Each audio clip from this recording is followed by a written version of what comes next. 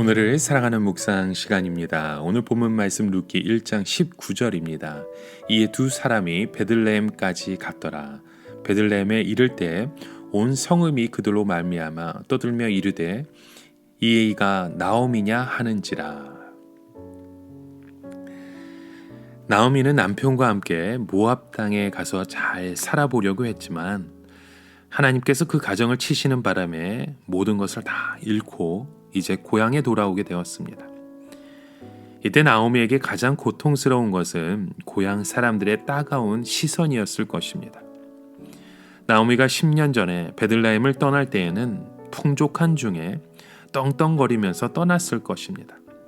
그러나 이제는 완전히 빈손이 되어서 남편과 자식들은 다 죽고 과부가 되어서 돌아오게 되었던 것입니다. 그것도 이방인 과부 며느리 하나를 데리고 돌아오게 됩니다. 나오미에게 가장 고통스러운 것은 이런 꼴로 어떻게 나를 아는 고향 사람들이나 친척들의 얼굴을 볼 수 있을까 하는 것이죠. 아마도 나오미의 생각 속에서는 내가 이런 꼴로 사람들을 만나러 가는 것보다 차라리 길에서 죽어버리는 것이 낫지 않을까 하는 생각도 있었을 것입니다.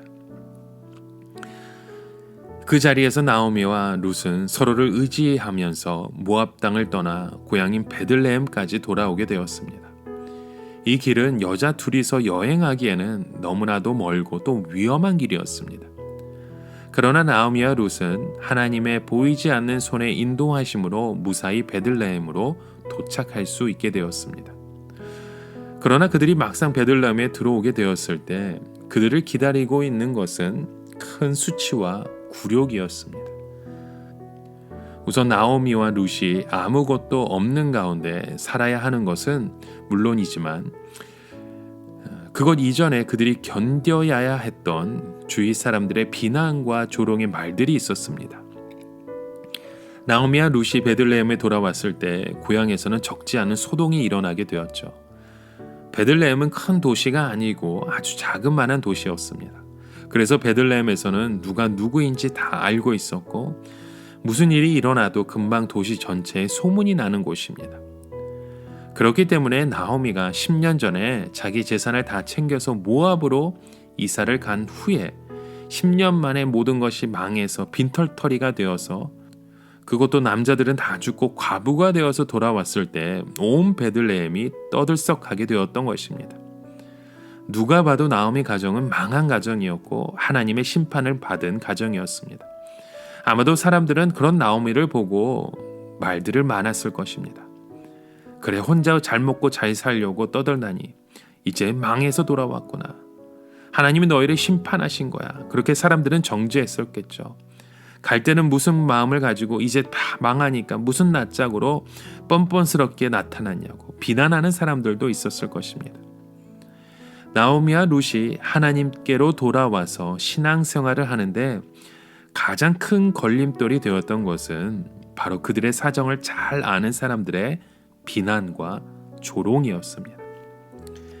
사람들은 누구나 자존심을 가지고 있어서 육체적으로 힘들고 어려운 것보다 나의 그 자존심이 비참하게 망가지는 것을 두려워합니다.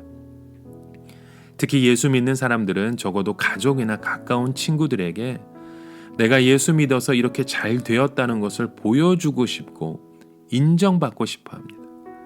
그런데 이것은 사실 우리에게 남아있는 마지막 자존심과도 마찬가지입니다.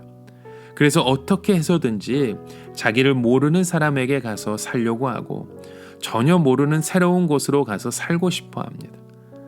이런 현상은 우리의 삶의 모든 지역에서도 현저하게 나타납니다.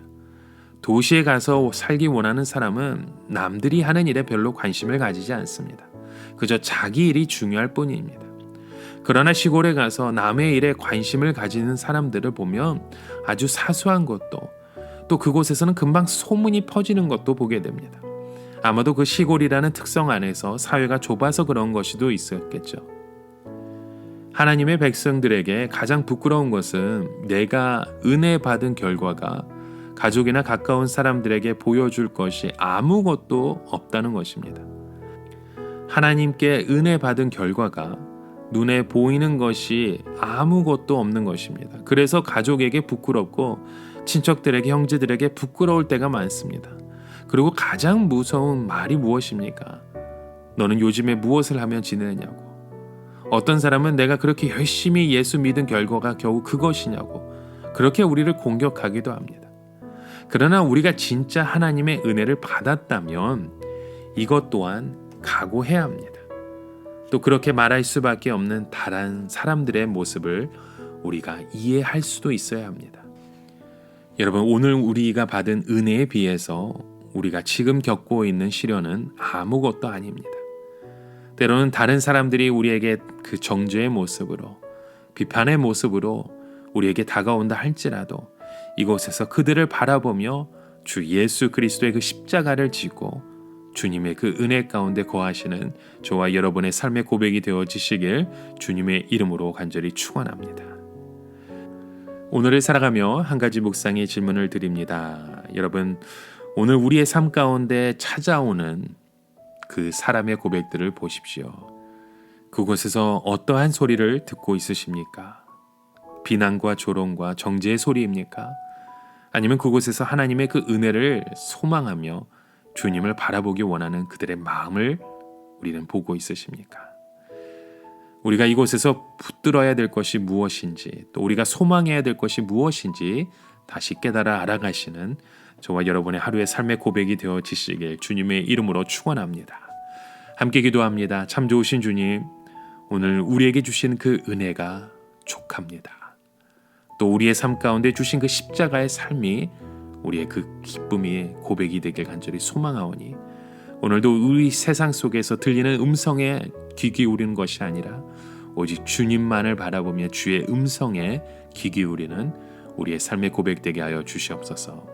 예수님의 이름으로 기도드립니다. 아멘.